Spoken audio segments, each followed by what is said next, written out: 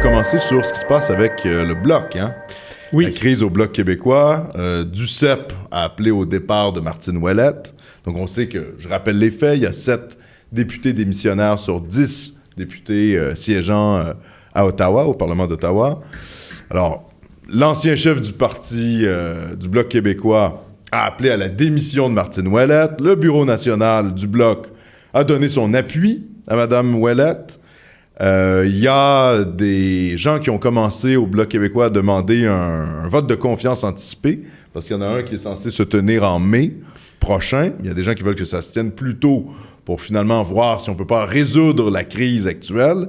Et là, on a appris aujourd'hui, en fait, que la présidente de l'exécutif de Chicoutimi appelle à la démission de Martine Ouellette et affirme qu'elle, finalement, ne trouvera pas de candidat pour le Bloc québécois parce qu'il est censé avoir une élection partielle, là, bientôt. Donc, on voit qu'il y a quand même une forme de... Flottement. Ouais, une sorte de flottement. Les députés démissionnaires ont annoncé le fait qu'ils pensaient peut-être créer une autre formation politique. Parce qu'évidemment, eux, ils n'ont pas accès au budget du Bloc, hein, actuellement. Ouais. On se rappelle qu'il vient d'avoir le congrès du Bloc québécois.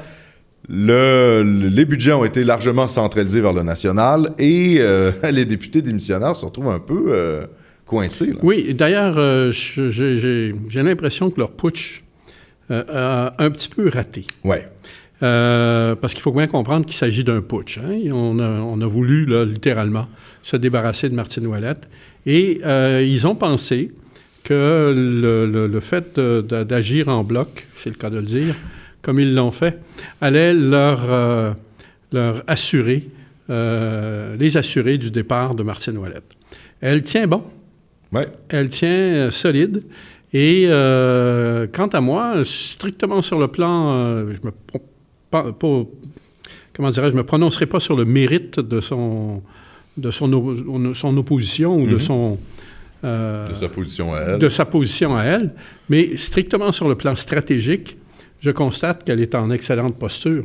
Oui, tout à fait. Parce que c'est elle qui a le contrôle encore du parti. Et en fait, les députés, s'ils se retrouvent tout seuls, sans structure de parti, en créer une pour les prochaines élections, ça vient vite. Et ils n'auront certainement pas ce qu'il faut pour le faire. Et en même temps, il faut qu'ils comprennent que s'ils maintiennent la position qu'ils ont, c'en est fini, finalement. En tout cas, pour eux, de leur carrière un peu politique. De leur carrière politique. Ouais. Et c'en est même probablement fini du Bloc aussi, parce que le Bloc n'arriverait pas, même avec Martine Ouellette, n'arriverait pas à générer suffisamment de soutien pour être capable d'offrir une option crédible à l'électorat. Donc, ça dépend un peu de ce qui se passe en mai, s'il va y avoir un vote de confiance en sa faveur. Mais si ça se rend jusque-là, et je pense quand même que il y a quelqu'un quelque part qui va se rendre compte que c'est allé trop loin et que ça n'a pas produit certainement pas l'effet escompté sur Martine Ouellette. Ça ne l'a pas décontenancée, ça ne l'a pas déstabilisée. Ouais. Elle est restée ferme. Et puis, qu'est-ce que tu veux? C'est elle qui est en contrôle du parti. Oui, finalement, c'est les membres qui l'ont élue. On se rappelle quand même, d'ailleurs, il faut revenir un peu dans le temps pour bien comprendre, je pense, ce qui se passe.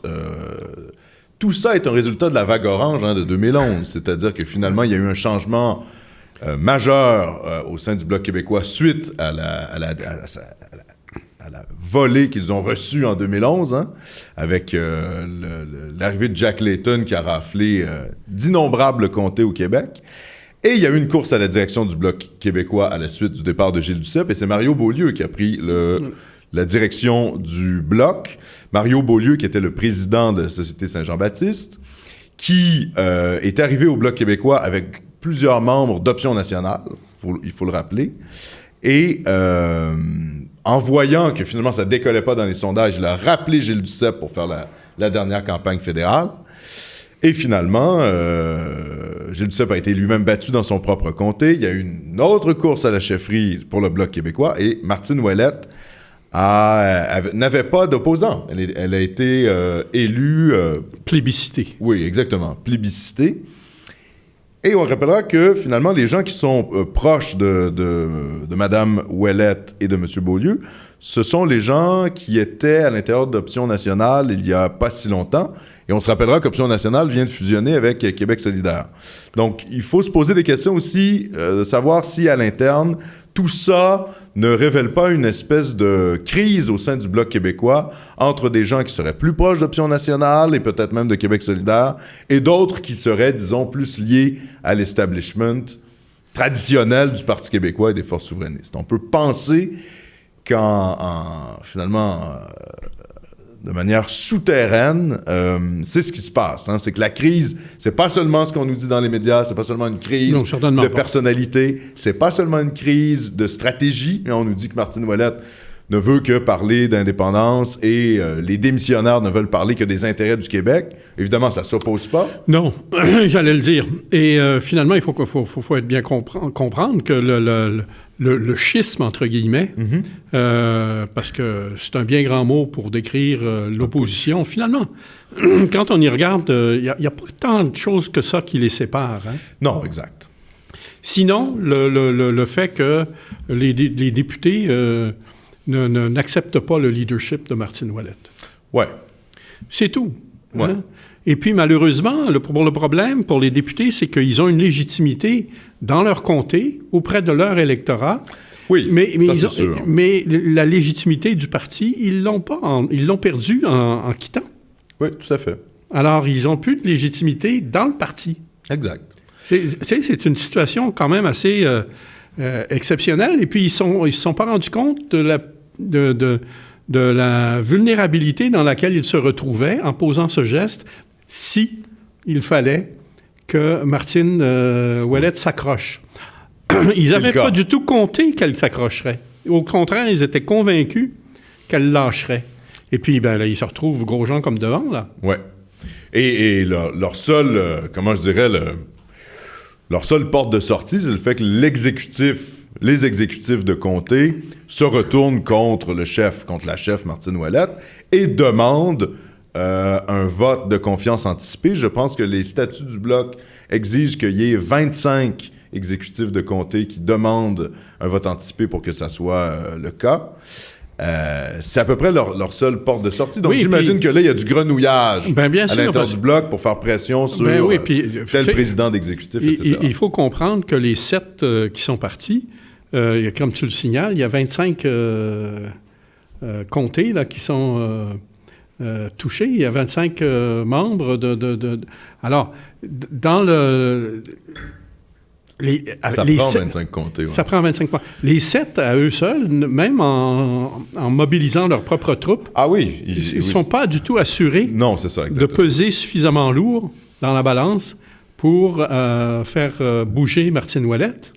Et je pense qu'au fond, si on fait une petite analyse de ce qui se passe, certes, il y a une crise de leadership avec Martine Ouellette. Je pense que la personne qui est vraiment visée, c'est le président du parti, Mario Beaulieu, qui, on le sait, a des grands talents d'organisateur, qui a un peu pris la mainmise sur le parti. Et je pense que les crispations dataient de cette époque-là, et on est un peu dans la continuité des conséquences de la vague orange. D'ailleurs, il y a eu des sondages cette semaine, oui.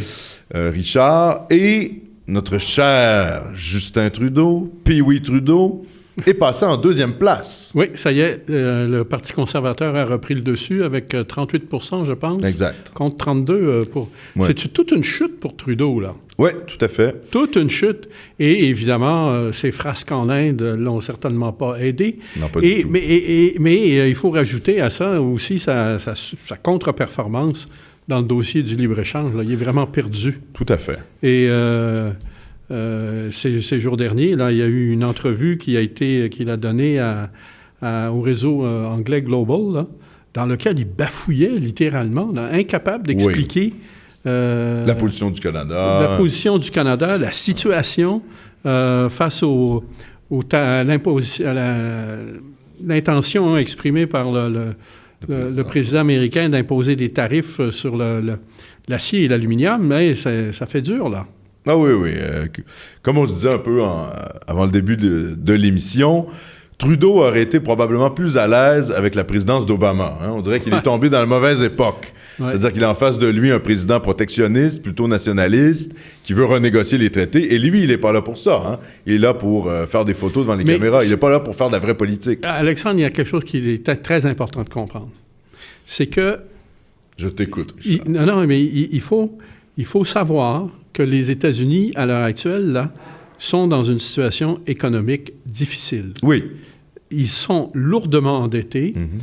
Ils ont fait un pari en 1985 qui s'est révélé un mauvais pari. Mm-hmm. Ils ont pensé qu'ils arriveraient à continuer à créer de la richesse en misant sur le secteur des services financiers parce que... La spéculation financière. Ils se retiraient du secteur manufacturier, n'étant plus compétitifs. Ouais. Alors, d'où la vague de délocalisation, d'où la perte d'emplois dans le secteur manufacturier. Et ces emplois-là... Dans la Chine, notamment. C'est ça. Dans l'Asie. Et ces emplois-là, c'était c'était, si tu veux, le terreau de la classe moyenne américaine. Bien Alors, sûr. la classe moyenne, depuis 1985, américaine, a littéralement fondu au soleil. Exact. Alors, qu'il s'agisse d'Obama ou de n'importe qui, le problème pour les États-Unis à l'heure actuelle, il faut comprendre, il est le même. Et la renégociation de l'ALENA, ce serait faite. Peut-être pas dans le même climat Non. comment dirais-je, de menaces et de chantage comme le fait Peut-être Trump. pas dans le même style. Peut-être pas dans le même style, mais ça serait fait. Et puis, les mêmes intérêts se seraient affrontés.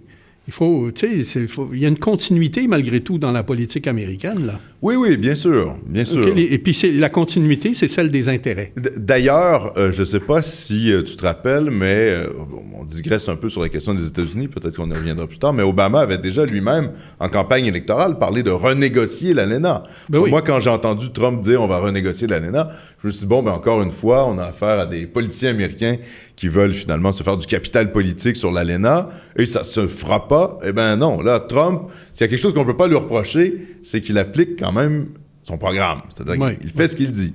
Bon, on reviendra peut-être plus tard sur les États-Unis. Pour le Canada, là, il faut comprendre que la situation, oui. Elle est catastrophique. Oui. Alors là, il y a une annonce aujourd'hui. Du côté américain? Du côté américain, disant que probablement que la... Non, pas probablement. La taxe... que le tarif... Le tarif. Il était possible que le Canada et le Mexique échappent au tarif. Exact.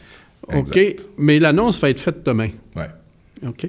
Moi, je pense que pour des raisons stratégiques de négociation, Trump va maintenir la pression parce qu'il veut obtenir des concessions importantes de la part du Canada dans le cadre de la renégociation. Et c'est en particulier ce qu'il vise, c'est la disparition des programmes de gestion de l'offre. Exact. Dans le milieu agricole. Dans le milieu agricole. Ouais. Et alors, quand tu regardes la carte des États-Unis et puis que tu regardes dans quels États il a été élu, ils sont contrôlés, comment dirais-je... ont voté pour lui? Non, oui, ont voté pour lui, mais en même temps, où est concentrée l'industrie laitière américaine et les concurrents du Canada, tu te rends compte que c'est dans le Wisconsin. OK? Et Wisconsin, c'est juste dans la frontière américaine. Bien sûr. OK? Des fermes laitières, là, puis des grosses. OK? Alors, ce sont ces intérêts-là que Trump cherche dont il cherche à gagner la sympathie pour les prochaines élections, parce que lui, il est déjà dans les prochaines élections. Bien sûr. OK? Alors, il y a les élections de mi-mandat. Il y a les élections de mi-mandat, mais il y a les présidentielles. Il est déjà en train de les préparer, lui. Bien sûr. OK? Bien sûr. Les États-Unis, de toute manière, sont toujours un peu... Toujours en élection. On connaît ça. Alors, et puis, Trump, s'il y a une chose qu'on ne peut pas lui reprocher, c'est... he's got his eye on the ball, comme on dit aux États-Unis. Oui, bien sûr. Lui, il tient à son bout de gras, il l'a, puis il ne le lâchera pas. Oui, Oui, oui, tout à fait. OK? Un pitbull. Oui, oui. D'ailleurs, les agriculteurs du Québec sont quand même assez inquiets de ça, de leur négociation, du fait d'avoir abandonné la gestion de l'offre. On rappellera que je fais une petite parenthèse, Richard, on rappellera que c'est ce qui a fait perdre Maxime Bernier à la direction du Parti conservateur du Canada. Ouais. C'est que sa position, c'était une position intransigeante pour finalement abolir la gestion de l'offre, et c'est la Beauce. C'est les agriculteurs de Beauce qui ont pris des cartes du Parti conservateur et qui ont voté contre lui, alors que lui-même provient finalement de cette région et pensait avoir l'appui de la Beauce là-dedans. C'est cette position-là qui l'a fait perdre. Les agriculteurs du Québec sont pas du tout ravis de ça. Mais la position de Maxime Bernier était strictement idéologique. Exactement. OK? Exactement. Alors, il n'a pas compris que l'idéologie, là, ça fait pas... Ça a une limite. Ça a une limite. Et les programmes de gestion de l'offre, il faut se souvenir qu'il y en a dans le lait. Oui. OK? Tous les produits laitiers. Oui, oui, exact. OK? La volaille, les œufs. Les céréales aussi. Certaines céréales, oui. Puis également les pommes de terre. Hein? Alors, tu sais, évidemment, au Québec, on ne cultive pas les pommes de terre, mais pour nous, la gestion de l'offre dans les pommes de terre, ça ne nous affecte pas trop. Non, mais au Nouveau-Brunswick, puis... oui, oui. Hein, nous, c'est plus l'industrie laitière, alors. C'est ça. Ouais. Nous, c'est la volaille, les œufs, le lait. Oui. Donc, on va voir ce qui va se passer de ce côté-là. Hein. D'ailleurs, moi, je trouve ça quand même un peu décourageant. Je vais être très honnête avec toi, Richard, de voir encore une fois que c'est le Québec qui apporte un appui au Parti libéral du Canada. C'est-à-dire, avec le sondage qu'on a vu, certes, les conservateurs sont passés devant les libéraux, mais au Québec, le Parti libéral est encore à 42 % d'intention de vote. C'est incroyable. Et au fond, on peut se dire que c'est un effet vraiment, premièrement, de l'effondrement du Bloc, et deuxièmement, une espèce de, je dirais, une schizophrénie politique des Québécois qui sont pris... C'est quand même le fédéralisme qui fait ça, parce qu'au final, les Québécois sont obligés de voter pour le Parti libéral, qui est traditionnellement le Parti des Canadiens français, si on peut dire, alors que le Parti conservateur est vu comme le Parti de l'Ouest, le Parti de l'Alberta. Et au final, les Canadiens français, les Québécois se retrouvent dans une drôle de situation où ils votent, entre guillemets, pour un des leurs. Je dis bien, entre guillemets, parce que Justin Trudeau, c'est plutôt un anglophone. Juste quand il s'exprime en français, on s'en rend compte. Le français est un peu sa seconde langue. Et finalement, ils se sentent obligés de voter pour le Parti libéral qui ne défend pas réellement les intérêts. Et même, je vais aller plus loin, je pense que les Québécois n'associent pas Trudeau à ses politiques. Ils le voient comme une espèce de star de cinéma et ils ne comprennent pas que les dépenses publiques, les programmes d'immigration massive, le multiculturalisme radical ne sont pas liés directement à sa personne. C'est comme s'il y avait une disjonction entre lui et les intentions de vote. Quant à moi, là, je t'avouerai que mon analyse est plus pragmatique que la tienne. Ah ben, je pense que les Québécois, ils regardent tout simplement l'offre. Ouais. OK? Puis, ils ont un bloc qui s'effondre, un NPD auquel ils ne s'identifient pas du tout. Non, c'est le moins qu'on peut dire. Un parti conservateur auquel ils sont réticents historiquement. Oui, exact. Et finalement, ne reste que le Parti libéral, auquel ils sont historiquement liés. Attachés, liés. Oui, ben oui. Okay. C'est un peu ce que je disais. C'est un peu pitoyable, en fait. Alors, tu sais, le vote n'est pas tellement un vote pour Trudeau, mais contre tous les autres. Oui, oui, je suis assez d'accord avec toi. D'ailleurs, c'est dommage, hein, parce que je lisais il y a quelque temps que finalement, cet effondrement de Justin Trudeau, c'était un boulevard pour le Bloc québécois qui aurait pu incarner une opposition forte au multiculturalisme de Trudeau, à ses programmes d'immigration, etc. Malheureusement, le Bloc n'est pas capable de capitaliser là-dessus sur le plan politique, voire même là... sur la question de l'immigration, par exemple.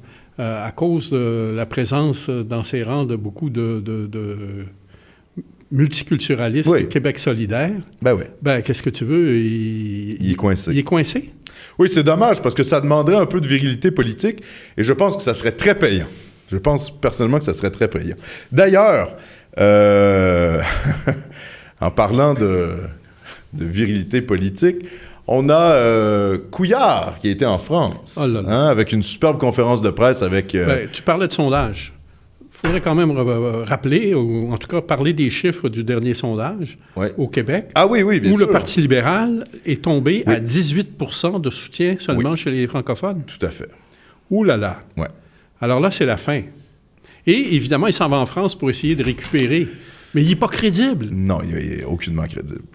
et d'ailleurs, il faut regarder que Macron ne l'a pas aidé. Non. Parce que Macron est allé faire une déclaration stupide sur l'usage de son droit de parler anglais quand il est invité sur une tribune, alors que nous, on a eu un débat sur la question. Oui.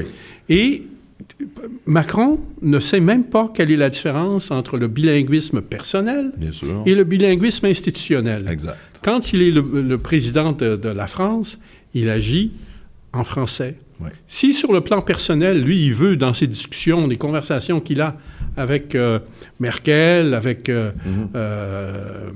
le président américain, il veut employer l'anglais. Avec Theresa May. Derrière les portes closes, oui, bien sûr. Qu'il le fasse. Oui. OK? Mais, publiquement, quand la France parle, ça doit être en français. C'est une évidence. Mais il a été plus loin que dire ça, simplement ça. Il a dit que parler anglais favorisait la francophonie. C'est de la folie, là. Complètement. Est-ce que parler l'espagnol, ça aide l'hébreu? Non, mais je veux dire, à un moment donné, ça devient un peu n'importe quoi. Et Couillard, qui, dans la même conférence de presse, a associé la CAQ au Parti populiste européen. Alors, c'est assez rigolo parce que quand on connaît vraiment les positions de la CAQ, on se rend compte que, premièrement, ce sont des positions nationalistes extrêmement molles. Quand on écoute Legault, on se rend compte que finalement, il essaie de demeurer dans une espèce de consensus social-démocrate. Libéral, québécois. Oui, c'est une espèce de parti libéral épuré de la corruption et des casseroles que traîne le PLQ. Oui, que traînent les libéraux. Finalement, le même parti depuis Jean Charest. Les Couillards, c'est la continuité de Jean Charest. Mais c'est une continuité qui va se faire sans Jean-Marc Fournier. Ah, exact. Ça, c'est le mercenaire Jean-Marc Fournier. Bon. Qui est quand même... J'ai lu, d'ailleurs.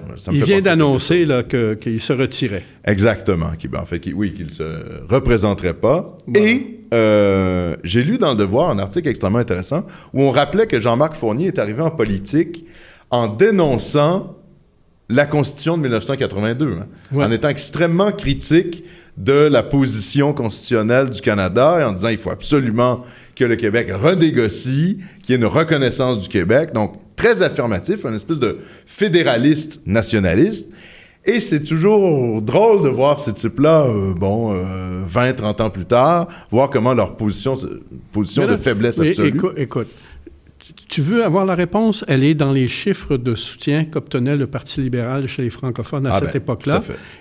Et puis, comment il a évolué? Tu n'as qu'à regarder les chiffres de soutien.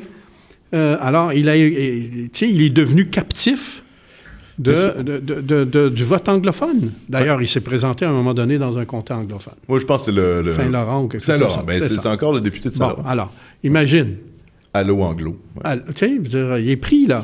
Ah, ben, tout à fait. Et le Parti libéral fait totalement cette lecture-là des choses, puisqu'on a même eu, je ne sais pas si tu as vu ça, Richard, Hélène David, donc ancienne ministre de la Culture, je crois, et sœur de Françoise David, qui s'est attaquée aux propositions natalistes de la CAQ.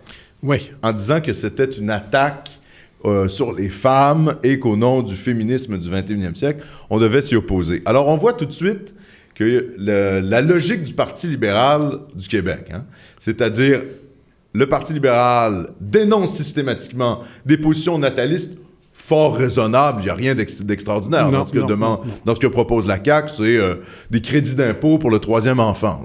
On est loin d'avoir de la revanche des berceaux, là. Vraiment, on est loin de ça.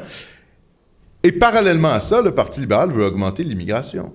C'est-à-dire qu'on est quand même face à un parti oui, parce qu'à Paris, il est allé encore d'un appel à l'immigration. Exactement. Écoute, exactement. En disant qu'il fallait augmenter il maintient, tu sais, on dirait qu'il est complètement sourd. Oui, à sa propre population. Oui. À sa propre population qui lui dit, attention, l'immigration, mollo. Ouais, ouais. OK? Alors... il n'est pas capable de mettre de bémol sur sa propre idéologie. Incapable. Ouais. Incapable. Mais c'est ce qui... Je l'espère sincèrement. J'espère que c'est ce qui va perdre le Parti libéral. À force de se faire dire qu'il ne faut pas que les Québécois fassent d'enfants, faire venir des immigrants, là, on a la démonstration, comment je dirais, en 2 positions, à 2 jours d'intervalle, de la logique démographique du Parti libéral du Québec. Ouais. Et c'est assez limpide. Donc, il va peut-être falloir se réveiller un peu là-dessus, hein? Arrêter de voter pour les libéraux. Je sais que c'est pas beaucoup les francophones, C'est certainement les auditeurs de point de bascule, je pense pas. qui votent libéral, mais en tout cas, on lance un appel quand même une forme de réalisme électoral. Mais on invite les auditeurs de point de bascule à alerter le monde autour d'eux. Bien sûr. Hein, parce qu'ils ont certainement des gens dans leur famille, etc. Oui, oui.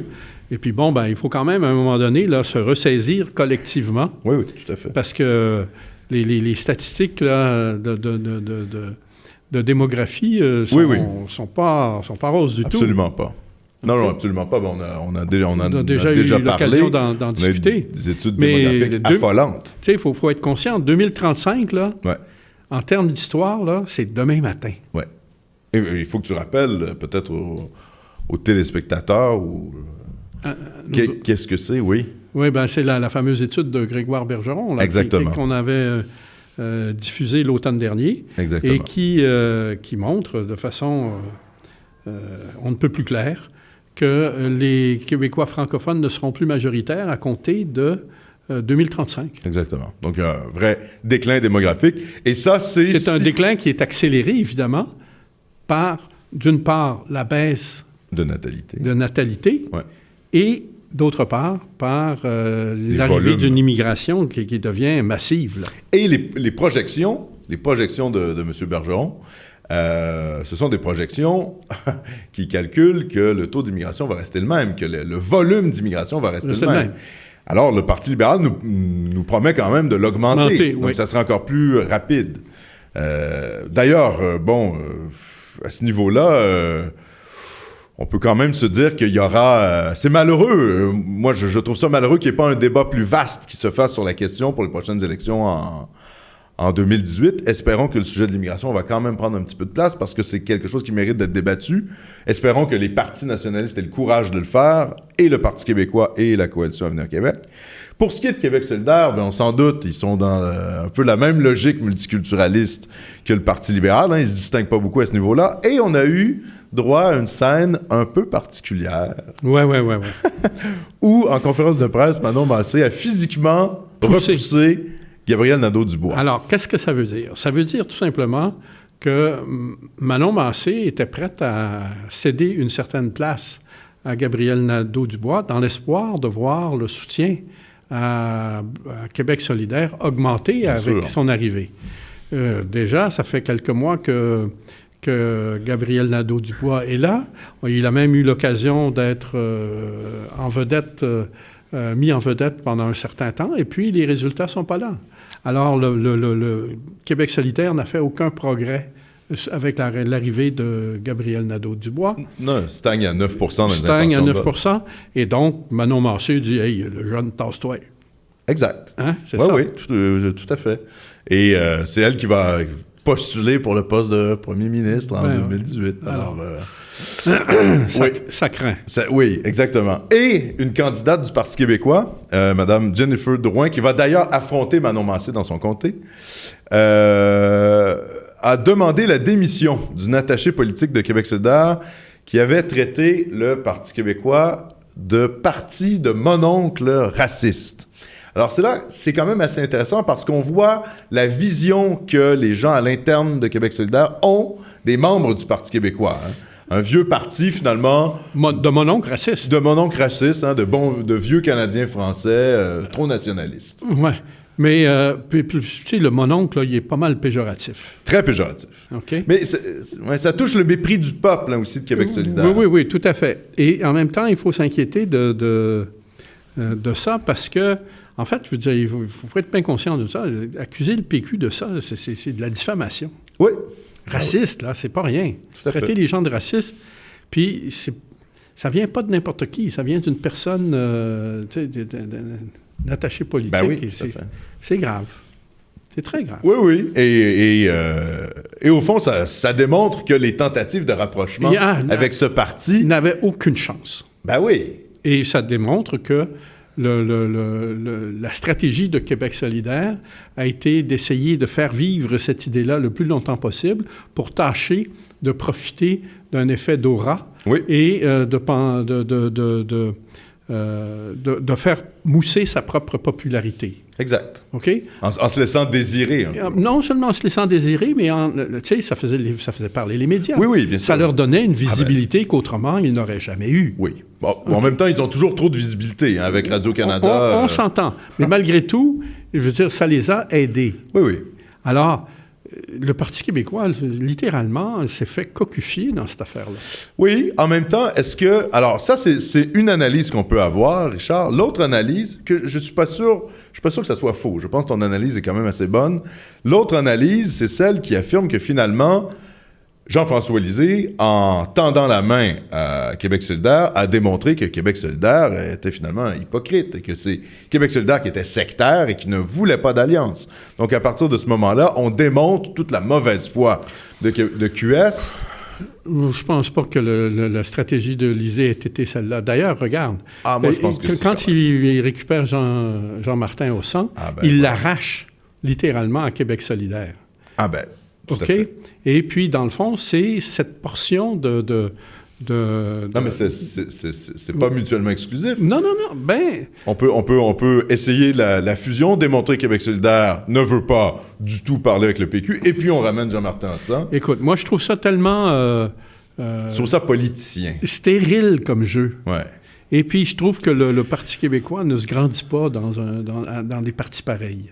Moi, je suis d'accord avec toi. J'ai trouvé ça très démoralisant de voir cette tentative d'alliance entre le Parti québécois et Québec solidaire, mais je pense honnêtement que c'était la stratégie de Lisée.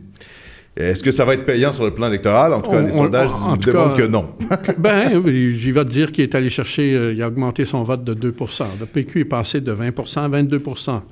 Remarque que je ne sais pas de concluant comme chiffre parce que c'est toujours à l'intérieur de la marge d'erreur de 3,4 ou... Exact. qui est celle des sondages. Alors, quand tu n'enregistres pas une variation de l'ordre de 4 points, là, ça demeure douteux. Oui, c'est ça. OK? Et aussi, oui, tout à fait. Enfin, on verra ce que ça donne aux élections, mais moi, je pense que ça a été une tentative, et puis, une des nombreuses tentatives. Et puis, il y a toute l'affaire de Maxime Laporte, qui est candidat dans le comté d'Ausson, Rivière-des-Prairies. Ça encore, c'est des chicanes inutiles. On n'a pas besoin, on n'a vraiment pas besoin le Parti québécois n'a vraiment pas besoin de chicanes comme celle-là. Oui. Mais là, si tu veux réellement mon analyse, Richard, moi, je pense que M. Laporte est proche de Mario Beaulieu, l'ancien président de la SSJB, que ces gens-là sont proches d'Option nationale et qu'Option nationale a fusionné avec Québec solidaire. Est-ce qu'il ne se passe pas à Pointe-aux-Trembles un peu ce qui s'est passé au Bloc? C'est-à-dire une tentative de prendre le comté contre la volonté du national, c'est-à-dire du bureau national du Parti québécois et de la tête dirigeante du Parti québécois. Est-ce qu'on n'a pas affaire à des gens qui, au fond, veulent dynamiter un peu l'ancienne garde du Parti québécois pour reprendre la main? Moi, je pense que c'est quelque chose de cet ordre-là avec la candidature de M. Laporte. En tout cas, je pense que la dernière chose à laquelle Maxime Laporte s'attendait, c'était la candidature de Jean-Martin Hossan. Il n'avait aucune idée que ça s'en venait. Peut-être. Parce que dans le fond, si ton analyse est bonne, Jean-Martin Hossan puis Maxime Laporte, ils sont essentiellement dans le même camp. Ben oui, peut-être. Peut-être. Je suis pas sûr de ça, moi. Ouais, enfin, c'est une possibilité. De toute manière, on verra ce qui se passe dans la course à Pointe-aux-Trembles. Ouais. Moi, je doute que Maxime Laporte puisse l'emporter parce que finalement, Mme Léger a donné son appui à Jean-Martin Hossan. Pour l'instant, il ne s'est pas encore retiré. Non. Non, je suis d'accord. Il ne s'est pas retiré. Et pour lui, là, qui a une ambition d'une carrière politique, là, son non-retrait va lui coûter cher. Exact. C'est pour ça que je dis que, d'après moi, il y a un affrontement entre M. Laporte et l'establishment du Parti québécois. Mais enfin, bref. Je pense que tu as raison là-dessus. Ouais. On verra sur le reste. Mais sur quoi? Tu sais, quel est l'affrontement? Je suis pas sûr que ce soit une question comme tu l'as suggéré, c'est-à-dire les réseaux liés au Bloc québécois, c'est ça. Beaulieu et Option nationale. Ah, peut-être pas, enfin. Moi, c'est mon intuition. Peut-être que je me trompe. Ouais. On verra en temps et lieu de toute manière. As-tu vu, Richard, d'ailleurs, ce qui se passe à McGill? Il y a un programme de culture de marijuana qui va être ouvert. Un programme d'1 an pour les gens en horticulture. Et tout ça s'inscrit dans quoi? Dans, évidemment, la légalisation de la commercialisation, la production et la consommation de marijuana. Ça va plus loin que ça. Qu'est-ce que c'est? C'est apporter une caution universitaire. Ah, bien sûr. Hein? C'est apporter une caution universitaire à une activité qui, jusqu'ici, était criminelle. Tout à fait. OK? Qui le sera plus bientôt. Donc, on cherche à légitimer. Oui. Puis c'est une manœuvre essentiellement politique. Oui. Il faut bien comprendre. Je suis totalement d'accord avec toi. Les gens qui sont en arrière de ça, là, c'est les mêmes gens qui sont en arrière de la légalisation de la marijuana. Ah, tout à fait. OK? Tout à fait. Donc là, ils en sont rendus à la légitimation par les milieux universitaires. Bien sûr. Pour donner... oui, c'est ça. Oui, une sanction. Le nihil obstat, comme on disait du temps de l'Église. Exact. OK. Et quand on creuse un peu, on se rend compte que ce sont les réseaux libéraux qui sont derrière ça. Bien sûr. Des gens qui ont investi de l'argent dans les firmes de marijuana médicale parce qu'ils savaient que ça allait être légalisé par... ce qui est vraiment intéressant, c'est de voir jusqu'où s'étend le pouvoir libéral jusqu'à déterminer des contenus universitaires. Ah. Écoutez, la liberté, oui. La liberté académique en prend un méchant coup, là. Oui. En même temps, on peut... c'est pas très surprenant, hein? C'est-à-dire, venant de McGill, on se doute que les réseaux du Parti libéral tu parles de McGill, je peux te dire qu'il y a à l'heure actuelle le même genre d'influence qui s'exerce à l'Université de Montréal et à l'Université du Québec. Sans aucun doute, mais bon... Sans aucun doute. Oui. Alors, il faut faire attention de ne pas singulariser... Non, mais là, l'annonce a été faite par McGill. Oui, je comprends. Cette semaine, disons que c'est ça qui est sorti. Mais ce qui est grave, ce qui, moi, me dérange beaucoup, c'est le fait que les contenus universitaires sont même plus contrôlés par les universités, mais ils sont influencés par les partis politiques. Bien sûr. Et ça a commencé avec les HEC, pour des raisons qu'on pourrait comprendre, presque parce qu'elles sont évidentes, c'est les affaires. Okay? Mais quand c'est rendu non plus au simple HEC, bon, tu vas me dire Polytechnique, encore une fois, c'est les affaires. Mais quand c'est rendu aux autres facultés de sciences sociales, de sciences humaines, ça devient drôlement délicat. Oui, tout à fait. Hein? Non, mais d'ailleurs, la liberté de parole est complètement réduite dans les universités.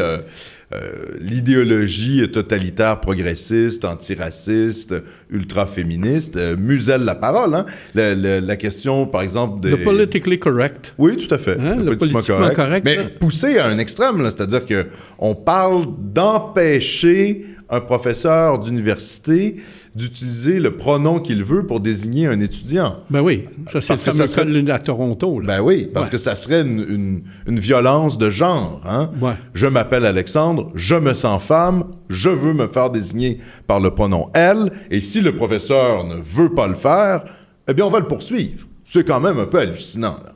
C'est-à-dire que... hallucinant, c'est même pas le mot. On est rendu tellement loin. Oui, c'est disjoncté. Il y a une petite ambiance d'effondrement impérial, là, fin d'Empire, la chute de Rome. Puis, c'est la décadence. Ben, c'est ça. Décadence. La décadence. Ouais, la fin de Rome. Les gens qui lisent la Bible te parleraient de Sodome et Gomorrhe. Oui, bien sûr, ça c'est sûr. Et de l'Apocalypse. Et de l'Apocalypse. Alors... En parlant d'Apocalypse, pour les médecins du Québec, hein, là, ils connaissent vraiment le pire traitement médiatique qu'ils ont jamais eu. Oui, mais en même temps, ce que j'ai trouvé vraiment amusant au cours des derniers jours, c'est de découvrir qu'il y avait un groupe d'ailleurs, ça a fait l'objet de reportages dans la presse anglaise, de médecins. Ça a même été rapporté aux États-Unis sur le fameux site Zero Hedge. D'accord. Qu'un groupe de médecins québécois pas se plaignait, mais se déclarait trop payés. Oui, c'est ça. Hein? Et qui considérait qu'il fallait qu'une partie des sommes qui leur étaient versées en salaire soient plutôt versées aux infirmières et à tous les autres. Alors, tu sais, tu t'imagines... mais là, c'est parce qu'ils ont tellement eu mauvaise presse que... mais ça, évidemment, tu comprendras que parmi ceux-là, il n'y a pas beaucoup de médecins spécialistes. Non, mais les médecins spécialistes, ils sont passés à la caisse. Hein. Oui. Et c'est le cas de le dire des deux côtés. Ils sont passés à la caisse pour encaisser, et puis ils sont passés à la caisse en termes de volées de bois vert qu'ils ont mangé, là. Oui. Oui. Avec, finalement, on vit dans une espèce de république des médecins. Il y a un chiffre qui est sorti aujourd'hui, Richard. Le salaire des médecins spécialistes a doublé entre 2006 et 2015 et leur productivité, c'est-à-dire le nombre de patients qu'ils voient par jour, a baissé de 19 %. Tu imagines ce que ça veut dire? Oui. Augmentation de salaire et baisse de, entre guillemets, productivité. Et là, il y a quand même un débat qui est en train de surgir, c'est la méthode de paiement des médecins. Parce que là, on sait qu'ils sont payés à l'acte médical et on se demande si c'est effectivement le meilleur système.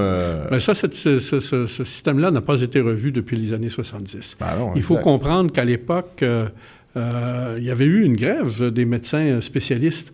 Ça avait été épouvantable au Québec, là, au début du mandat de Bourassa. Et il y avait eu littéralement un bras de fer. Ça survenait en même temps qu'arrivaient les troubles qui ont précédé ceux du FLQ, les affaires de taxi à Montréal. Oui. La fameuse affaire Murray Hill, les fusillades dans le centre-ville de Montréal, les émeutes et tout ça. Et à travers tout ça, il y avait les médecins spécialistes qui ont fait la grève. On fait la grève. Tu sais, c'est pas rien. Les médecins qui décident de faire la grève. Puis à l'époque, là, quand on faisait la grève, là, il n'y avait pas de toutes sortes de mesures tu sais, c'était radical. Oui. OK? Alors, ils ont fait la grève pendant quelques semaines, presque un mois ou deux même. Et si ma mémoire est fidèle, et puis, écoute, ça avait pris des proportions énormes.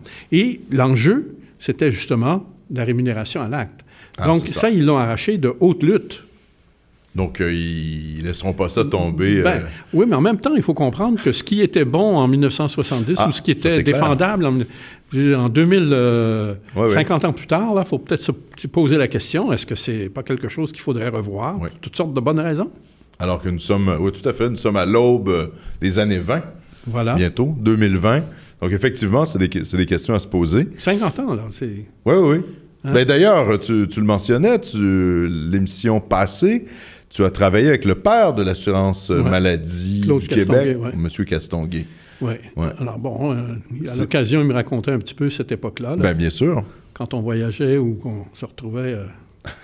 Et c'est pour dire que finalement, l'assurance santé universelle assurée par l'État, ça date des années 70. Et c'est ça, il y a eu des aménagements depuis ce temps-là, mais rien de radicalement majeur. Hein? Non. Alors, tu sais, quand comme tu le soulignes, quand les salaires augmentent en l'espace de 8 ans, ils passent du simple au double. Ouais. Et pendant que, le même temps, la productivité baisse de 20 %. Ça marche pas. Ça marche pas. Non. Et puis, je veux dire, honnêtement, quel corps de métier a vu son salaire doubler entre 2005 et 2016? 2006 et 2015? Personne.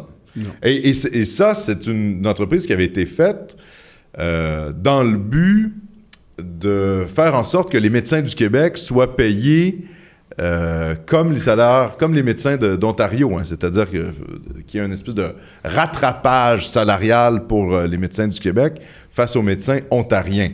Or, indépendamment des différences qu'il peut y avoir dans le coût de la vie. Tu sais, ça me rappelle énormément, toi, t'es trop jeune pour avoir connu ça, mais au début des années 70, il y avait... J'étais pas né, Richard. J'étais même pas né. T'étais même pas né. Au début des années 70, il y avait une concurrence pour l'augmentation des salaires. Mm-hmm. Et puis, à un moment donné, il y avait eu quelque chose d'aussi ridicule que les pompiers de Joliette qui réclamaient la parité de salaire avec les pompiers de San Francisco. Oh, OK. Hein? Tu sais, je veux dire, on était là dans le délire total à cette époque-là. OK? Et c'est ça qui a parti les grands mouvements de revendication salariale à l'époque. C'était complètement détaché de la réalité. Indépendamment de la richesse comparative qu'il pouvait y avoir entre les gens de San Francisco et ceux de Joliette. Ben oui. Mais bon, on y allait. Ah oui, donc. Parité avec les... C'était aussi ridicule que ça. Oui, c'est ça. Et, alors que, évidemment, le coût de la vie à Toronto est beaucoup plus élevé aussi. Donc, je veux dire, il y a une logique dans le fait que les salaires soient plus élevés. Ben oui, exact, parce que le coût de la vie est plus élevé. Alors, nous voici de retour à Point de bascule, édition du 7 mars 2018. Alexandre, on passe à l'international, mais juste avant, on veut vous préciser qu'il y a des petits problèmes techniques ce soir, là, dont on nous avise, et qu'il ne s'agit pas de problèmes reliés au studio ni quoi que ce soit. C'est le site Facebook qui semble avoir de la difficulté à traiter un volume important, et il semble que ce soit particulièrement le cas les mercredis soirs. Alors, on va examiner la situation de près au cours des prochaines heures, et ça nous amènera peut-être à modifier la diffusion la semaine prochaine. Vous en serez informés. Peut-être qu'on ira directement faire la diffusion sur le site YouTube qui a plus de capacité que Facebook pour faire ce genre de diffusion. On va passer d'un monstre à un autre. Un monstre à un autre, ouais. De Facebook à YouTube. En tout cas, on va vous tenir au courant, et puis on s'excuse des inconvénients, mais cette fois-ci, vraiment, on y est pour pas grand-chose. Non, il faut envoyer des plaintes à Mark Zuckerberg. Mark Zuckerberg, oui, de Facebook. Mon cher Richard. Oui, Alexandre. Tu as vu l'onde de choc aux élections italiennes, aux élections législatives italiennes. Oui. Hein, la coalition de droite dirigée par Matteo Salvini, donc de la... Lega del Norte. Oui. Mais tu sais quoi? J'ai appris ça. Ce n'est plus la Ligue du Nord. C'est Lega, tout simplement. Oui, c'est la Ligue, parce que c'était un parti... La Ligue du Nord était un parti... même, voire sécessionniste du nord de l'Italie, et c'est un parti qui est devenu pan-italien, donc un parti qu'on pourrait qualifier de droite nationale, qui s'est allié avec le Forza Italia de Berlusconi, et deux autres partis. Il faut savoir que les appuis de la Ligue, la Lega, sont surtout concentrés en Lombardie, dans le nord de l'Italie, et en Vénétie. Exactement. C'est-à-dire tout le nord de l'Italie. Exactement. Et c'est pourquoi les résultats... font apparaître, même si la Lega se trouve à être le parti qui a obtenu le plus d'appui, OK? En fait, la coalition dans laquelle la Ligue a obtenu le plus d'appui. C'est ça. Mais c'est le mouvement 5 étoiles qui a eu le plus de voix. Oui. Alors, la question se pose maintenant, pour former un parti de pouvoir, il faut pouvoir faire une coalition et savoir si ça va se faire avec le Cinque Stelle, les 5 étoiles. Oui, mouvement 5 étoiles. Ou bien avec plutôt, et même le parti, j'ai vu ça aujourd'hui, le Parti démocrate. Oui, la gauche. La gauche. En fait, il faut comprendre que ce Parti démocrate-là, il est issu de l'ancien PCI, Parti communiste italien. Oui. OK? Donc, le gouvernement, Matteo Renzi, celui qui vient de perdre ses élections, bon, lui, il a démissionné. Mais du fait de son départ, il semblerait que le Parti démocrate reprenne, si tu veux, ses couleurs originales. originelle, Oui. plutôt, et qui soit de nouveau, là... Tenter de faire une alliance avec le mouvement 5 étoiles? Ah, non, avec la Lega. Ah, d'accord. OK. Alors ça, c'est intéressant. Oui, là, il faut voir comment ça va jouer. Chose certaine, c'est que quand on analyse le résultat, l'idée, l'idée qui a été subi le sort le plus mauvais, c'est l'Union européenne. Tout le mouvement européiste, là, totalement.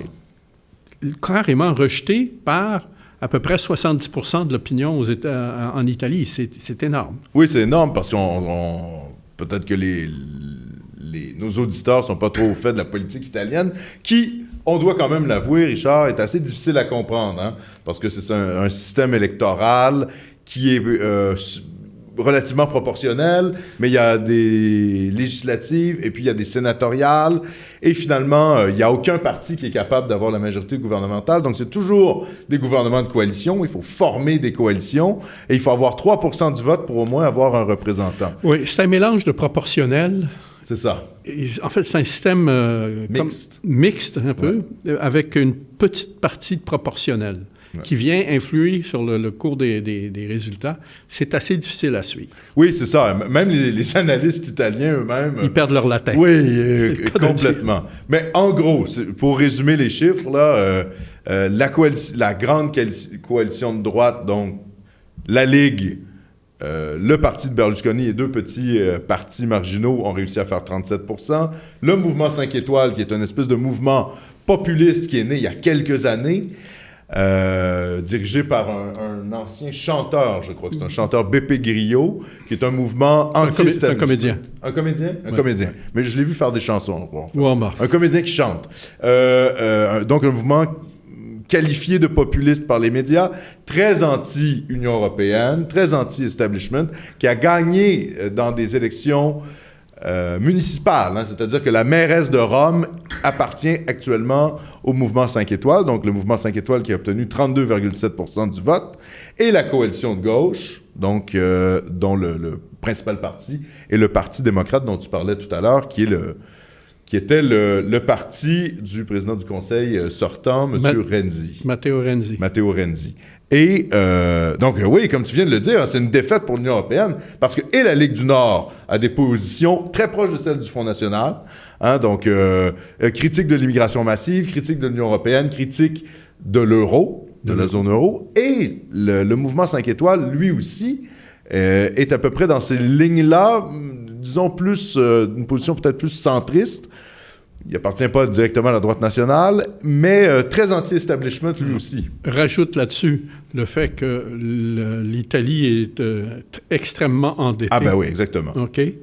Il y a une situation sociale... Toujours se souvenir que lorsqu'on fait le calcul de la dette d'un pays, il faut regarder la dette, évidemment, nationale, bien sûr, la dette des banques et la dette des entreprises, et la dette des particuliers. Si tu veux avoir le portrait global, c'est ça qu'il faut que tu regardes.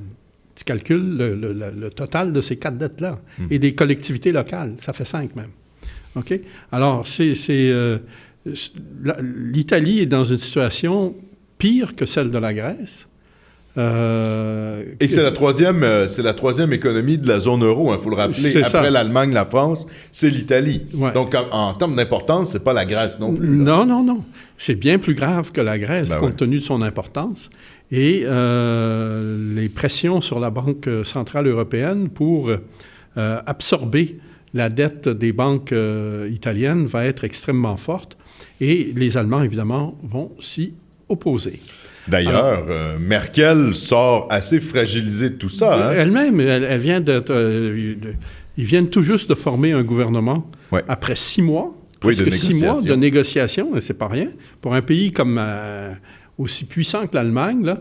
Et la coalition en question, c'est les mêmes 2 partis qui la forment, mais ils sont tous les 2 infiniment plus fragiles qu'ils ne l'étaient lors de leur première coalition. Bien sûr. Alors... Et ça a pris même beaucoup de temps à la gauche pour vouloir s'allier à Merkel parce qu'ils ont peur, en fait, le SPD, le Parti social-démocrate allemand, a peur, finalement, de se faire de trop se faire coller sur Merkel et de tomber en même temps D'ailleurs, qu'elle. c'est ce qui s'est produit. Ben oui. Plus il se colle, ce parti-là, plus il se colle sur Merkel, plus il baisse. Oui, exactement. Alors, je veux dire, vous comprendrez qu'à un moment donné, la question se pose, est-ce qu'on va continuer d'exister? Tout à fait. Et ils en sont là. Ouais. Et ils ont eu, c'est-à-dire qu'ils sont revenus à l'idée de faire alliance avec Merkel parce que sinon, il y avait des possibilités D'une autre élection. Ben oui, voilà, d'une autre élection. Et probablement que les rivaux de la droite nationale de l'Alternative pour l'Allemagne, l'AfD, obtiennent beaucoup plus de soutien. Et on se rappelle que là, ils ont fait, je pense, 17% du vote aux dernières élections allemandes. C'est énorme pour un parti qui était complètement marginal il y a 4 ans. En fait, les deux partis qui ont réussi à augmenter leur force, c'est l'AfD, puis Die Linke. Le parti d'extrême gauche. Le parti d'extrême gauche. Ouais. OK. Et c'est deux partis assez eurocritiques. Très eurocritiques. Critiques de l'Union européenne, quoi. Voilà. Ouais. Et on voit que c'est la même chose en Italie. Italie, exactement. On voit aussi, on en a un peu parlé. En Pologne, c'est la même chose. En Hongrie, c'est la même chose. En Tchéquie, il vient d'y avoir des élections. Et là, en Autriche. En Autriche, M. Kurz qui est là en Autriche. Voilà. Donc on voit qu'il y a une espèce de vague qui balaye. Et ça, depuis quand même, il faut le dire, le Brexit, l'élection de Trump. Il y a eu l'élection de Macron entre deux qui a un peu coupé cet élan-là. Mais sinon, la plupart des élections en Europe, même on pourrait dire dans le monde occidental globalement, ça va vers une espèce je dirais, de mise en place de gouvernements assez patriotes, enfin, qui tendent vers une forme de patriotisme et qui sont critiques de la mondialisation. C'est des gouvernements souverainistes. Exactement. Voilà. Oui, souverainistes, critiques de l'Union européenne pour les pays européens, critiques de l'immigration massive et critiques, dans le fond, de la mondialisation qu'on connaît depuis les années 90. C'est ça, 85. 80, ouais. OK. Alors, c'est quand même intéressant de voir que jusqu'à 1985, le mouvement pour la mondialisation était unanime. Mm-hmm. OK? Sauf en France où il y a eu à ce moment-là, il y a eu des élections ou pas un référendum. Ouais. Et puis, c'était un peu plus tiède. Serré, ouais. C'était tiède. Maastricht. C'est ça. Au moment du traité de Maastricht, c'était tiède. Pour l'intégration dans l'Union européenne. C'est ça. Ouais. Et, mais depuis ce temps-là, on voit que d'année en année, l'idée de l'Europe unie perd des plumes. Oui, tout à fait. Perd des plumes. Et là, le mouvement prend de l'ampleur. Mm-hmm. OK? C'est le cas de dire, il a du vent dans les voiles. Oui. Bon. Mais en même temps, il faut comprendre que cette Union européenne-là devait déboucher éventuellement sur les États-Unis d'Europe. Oui, tout à fait. Un pays, un espèce de régime fédéral, comme aux États-Unis et comme au Canada. Oui. OK? Et il y a des pressions très fortes, de plus en plus fortes, contre ce mouvement de fédéralisation. Oui, c'est ce que souvent on entend dans la bouche des critiques de l'Union européenne, c'est de dire que oui, ça prend peut-être certains accords, traités économiques entre les pays européens, mais il faut mettre en place une espèce d'Europe des nations, c'est-à-dire une Europe où la spécificité nationale est prise en compte par ces accords et ces échanges. C'était exactement la position du général de Gaulle. Exactement. Exactement sa position. Exactement. Et c'est quand même intéressant de voir que 40 ans plus tard, les événements sont en train de lui donner raison. Ah oui, totalement. Et évidemment, ce qu'on ne dit pas, mais au fond qui est latent, c'est le fait que la construction européenne fait au fond l'affaire des États-Unis, puisque ça fait en sorte... C'est même eux qui l'ont poussé. Voilà, parce que finalement, qu'est-ce que ça fait? Ça fait en sorte que les pays de l'Union européenne ne se trouvent pas à créer une défense commune européenne, mais dépendent plutôt de la protection militaire des États-Unis, un renforcement dans l'OTAN. Mais en même temps, tu comprends, la stratégie américaine, c'est simple, c'est qu'elle veut continuer à être le pourvoyeur d'armes. Bien sûr. Le fournisseur d'armes, le marchand d'armes pour l'Europe, plutôt que de voir l'Europe se doter de sa propre industrie de l'armement et lui faire concurrence. Bien sûr. Alors, tu comprends que pour les États-Unis, de pouvoir faire financer une partie de son budget de défense ou par les pays européens qui achètent des produits militaires, tu comprends que c'est intéressant comme proposition. Ça, c'est évident. Et l'habitude, les Américains, ils trouvent toujours le moyen de faire payer par les autres ce qu'ils ont eux-mêmes. C'est toute l'histoire du dollar pétrole. Oui. OK?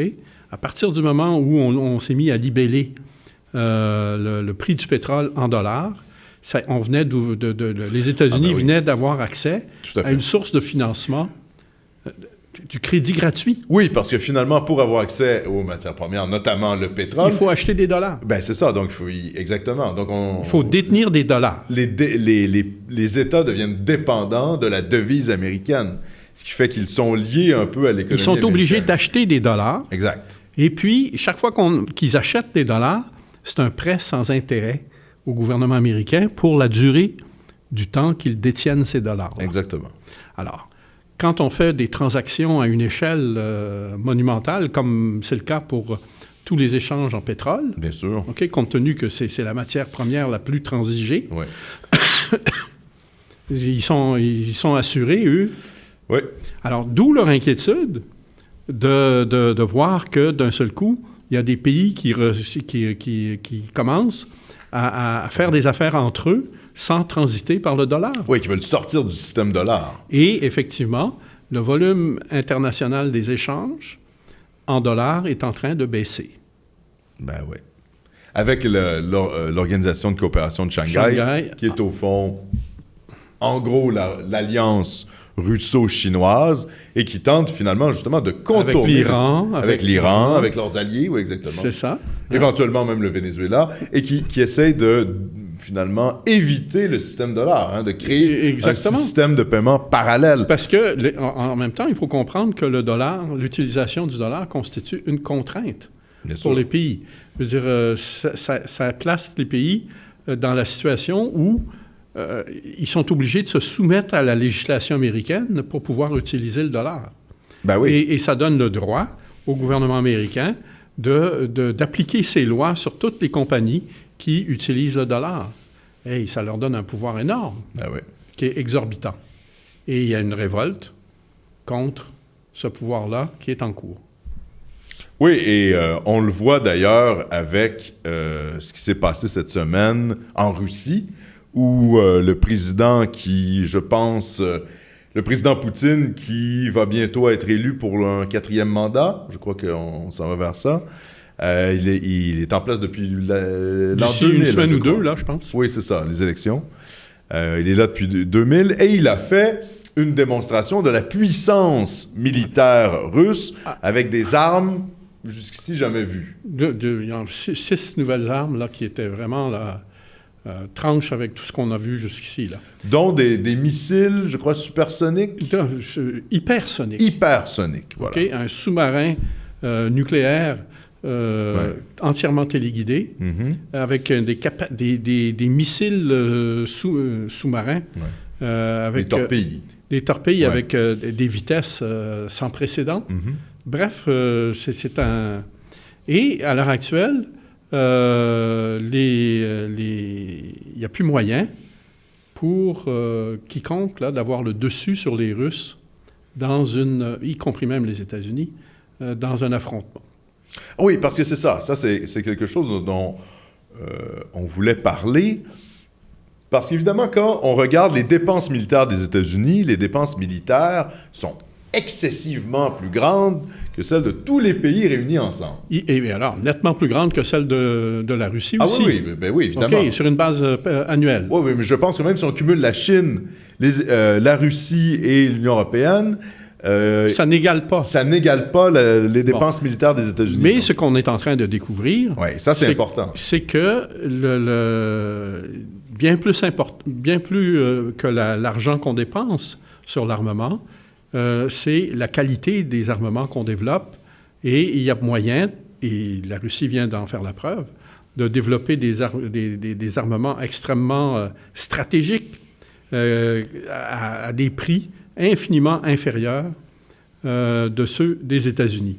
Alors, imaginez là maintenant les pays d'Europe de l'Est qui se sont joints qui ont rejoint, si tu veux, le camp américain, l'OTAN, au cours des dernières années, en se pensant à l'abri du parapluie américain. Bien sûr. Et puis là, qui découvrent d'un seul coup, oups, on pensait être à l'abri, on a nargué les Russes, mais là, les Russes, on vient de comprendre qu'ils sont en mesure de nous taper dessus tant qu'ils veulent, malgré les Américains. Oui, et malgré finalement les boucliers antimissiles, parce qu'au fond, c'est ça. C'est ce que la démonstration russe prouve. Alors là, c'est un point de bascule majeur. Oui. Okay? Et c'est quelque chose qu'on ne pouvait pas anticiper il y a 20 ans. Hein. On se rappelle l'état de la Russie il y a 20 ans, sous Boris Yeltsin. Non. C'était un pays pratiquement totalement effondré sur le plan de l'État. C'est ça. Sur le plan économique, marginalisé complètement. Ouais. Avec des oligarques qui étaient des anciens des services de renseignement qui sont devenus un peu millionnaires en mélange avec la mafia. Et finalement, il y a un homme qui émerge de tout ça, désigné par les oligarques, Vladimir Poutine, qui émerge comme étant finalement un bon petit fonctionnaire de l'État. Les oligarques le mettent en place en croyant pouvoir le manipuler, le contrôler. Et finalement, c'est lui qui retourne la situation. C'est lui qui les contrôle. Et c'est lui qui, finalement, va faire une guerre aux oligarques russes pour reprendre le contrôle de l'État. Hein. Et notamment de l'industrie pétrolière. OK. Alors ça, à l'heure actuelle... Gazprom. Il y a eu l'affaire Lukoil, il y a eu toutes sortes de chicanes. Mais ce qui est intéressant, c'est de voir comment... en l'espace, finalement, un espace relativement bref, là, en même 30 ans. Oui, moins de 20, oui. Moins que ça, même. 25 ans. Oui. En 25 ans, comment le redressement s'est fait et comment, aujourd'hui, la Russie, malgré toutes les sanctions qu'on applique, réussit à tirer son épingle du jeu, réussit à damer le pion aux Américains au Moyen-Orient, réussit à bâtir le BRICS avec les Chinois. Annexe pas l'Ukraine, mais annexe la Crimée. Écoute, c'est des résultats quand même assez spectaculaires, merci. Lapsus, c'est un lapsus. Quoi? C'est-à-dire qui annexe l'Ukraine. Ouais, non, la Crimée qui était une partie de l'Ukraine. C'est ça. Ouais. Et, mais tu sais, c'est incroyable comme situation. On ne peut pas parler d'annexion dans le cas de la Crimée parce que ça a été volontaire. Il y a eu une décision de la part des gens de la population de Crimée. Parce que c'était... À une très forte majorité. Je pense 90%. 90%. Oui, mais... Donc, il ne s'agit pas véritablement d'une annexion. Alors, comment tu appellerais ça? Ce sont les Ukrainiens qui ont rejoint la Russie.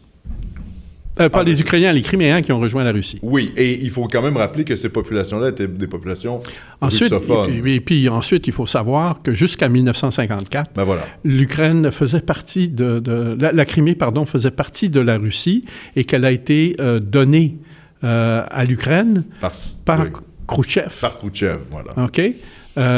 Qui était le président à l'époque, qui était lui-même ukrainien et qui... et il faut... Oui. Qui voulait, si tu veux, montrer à l'Ukraine l'avantage qu'elle avait à être dans l'Union soviétique. Oui, l'Union des Républiques, c'est ça. Alors, c'est ça.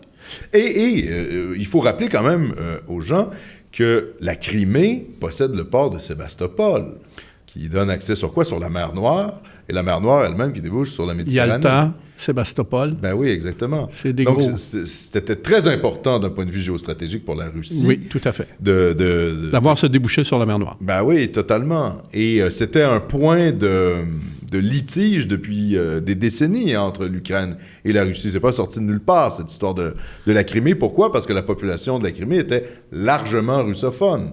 C'est ça qu'il faut comprendre aussi avec le conflit ukrainien. Hein?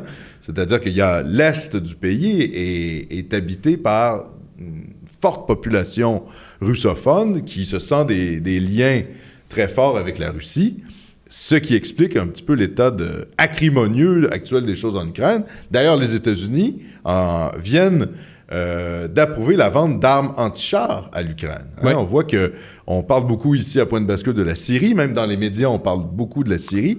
On oublie que l'Ukraine et la Syrie sont séparés par peu de choses, hein, la mer Noire. D'ici quelques semaines, là, avec le réchauffement des températures, Oui, parce que c'est l'hiver là-bas aussi. bien sûr. OK, puis que c'est pas un moment qui est très propice au déploiement militaire. Mais il faut s'attendre d'ici quelques semaines, là, à une reprise assez intense de l'activité militaire dans la région du Donbass, Oui. qui est finalement complètement à l'est de l'Ukraine et dans laquelle on a aussi des fortes concentrations de population russophone. Mhm. Et là, l'Ukraine va vouloir éliminer la rébellion de deux républiques de Donetsk et puis de Lugansk, Oui. OK, qui cherchent plutôt à être indépendantes si elles ne peuvent pas rejoindre la Russie. Oui, exactement. OK? Alors, Composé, c'est ça, de russophones. Là, on comprend que dans le contexte actuel, là, il y a un intérêt des Américains de stimuler cette... Ah, ben oui, ça, c'est Alors, clair. c'est pourquoi on donne des armes, même si, sur le plan financier, l'Ukraine est absolument incapable de faire quelque achat que ce soit à l'heure actuelle. Oui, bien sûr. Mais tout ça remonte finalement à l'espèce de révolution colorée qu'a subi l'Ukraine il y a quelques années de ça. Quand finalement on s'est rendu compte que l'OTAN, globalement l'OTAN, les États-Unis, l'Europe de l'Ouest, avaient financé un changement de régime. Hein? C'est ça. Un changement de régime en Ukraine qui avait été jugé trop pro-russe. Et il y a eu un changement de gouvernement. Le nouveau gouvernement ukrainien a mis en place des politiques extrêmement défavorables aux populations russophones. Ça crée un état de tension extrêmement grave en Ukraine et ça débouche sur la guerre civile qu'on connaît présentement. Là. Ouais. Tout ça dans une ambiance quand même de remilitarisation de la Russie et des États-Unis. Tout ça avait un certain sens pour les États-Unis quand les États-Unis, si tu veux, quand on croyait que les États-Unis avaient une supériorité stratégique réelle sur la Russie. Plus ils se rapprochaient des frontières russes, plus ils étaient en mesure de contenir la Russie. Pour mettre en place un bouclier antimissile en Europe de l'Est. Bon. Mais là, avec les nouveaux développements, les nouvelles armes là, qui ont été présentées, ça n'a plus aucun sens. Parce que ça ne sert plus à rien. Mais ils vont essayer de justifier leur présence malgré tout. Ah là, ben écoute, ils vont continuer à essayer de berner les pays comme la Lettonie, Lituanie, en disant non, vous savez, c'est vraiment nous qui avons la supériorité militaire.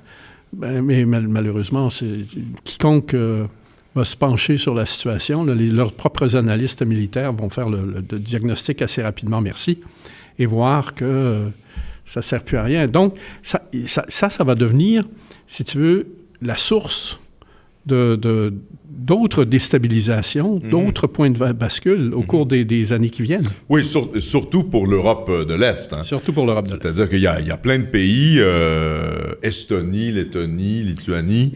Roumanie, Bulgarie, oui, exactement. Qui se retrouvent dans l'Ouest maintenant avec l'OTAN. Oui. Mais tu sais, il faut connaître leur attachement historique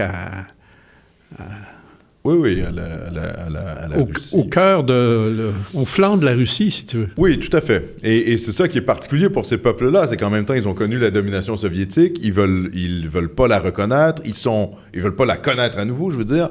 Ils sont quand même assez hostiles avec les politiques de déplacement de population qu'ils ont subies, hein, parce qu'on se rappelle que Staline a fait des déplacements de population des minorités. Oui, mais là, on remonte aux années 30 et 40. Là. Bien sûr, mais c'est quand même des gens qui ont de la mémoire. Ils se sont fait dominer par les Russes et ils se sont tournés vers les États-Unis pour se faire protéger de l'influence russe, en tout cas une certaine partie d'entre eux. Et finalement, là, effectivement, ils se retrouvent un peu gros gens comme devant. D'ailleurs, on a un peu une ambiance de guerre froide ces jours-ci à Londres. Ben oui. Avec... on se croirait dans un James Bond. Non, tu sais, l'autre, là, celui qui écrit des thrillers d'espionnage assez spectaculaires. Là, ah oui, pas Creighton? Non. En tout cas, il y a un personnage qui est le personnage de George Smiley, là, qui est Tu connais pas George Non. Smiley? Ah, ben Ça écoute, me dit tu n'as pas lu les romans J'ai pas d'espionnage britannique. lu. Non. OK? Moi, j'ai lu SAS. Ah oui, j'ai lu ça moi aussi. Dans les avions. Ouais.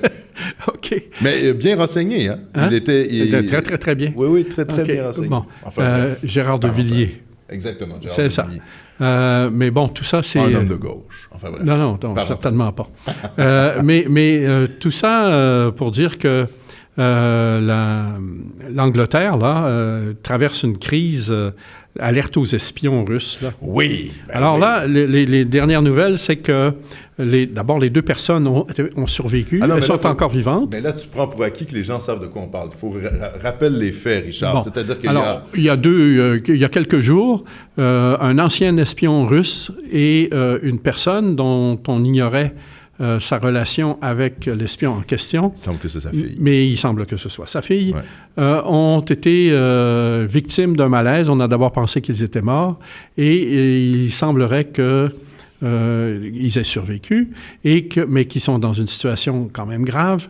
Et qu'aujourd'hui, ils auraient été exposés à une substance, une espèce de poison, là. Ouais. Bon. Fentanyl, je crois, c'est possible. C'est ça. Alors, tout ça... Et cet homme était un ancien espion russe qui était passé à l'Angleterre, mais qui avait dévoilé des noms d'agents russes. Oui, mais en même temps, il avait été Europe. libéré par les Russes, il avait été repris par les Russes et libéré à l'occasion d'un échange avec les Américains. Exact. Et il était rendu en Angleterre. C'est ça, il avait été condamné à 13 ans de prison en 2006. Et puis, il a été, mais il faut quand même, il avait été gracié par la suite en Russie. Oui. En plus. Alors, les Russes disent, écoutez, là, on n'a rien à voir là-dedans. Là.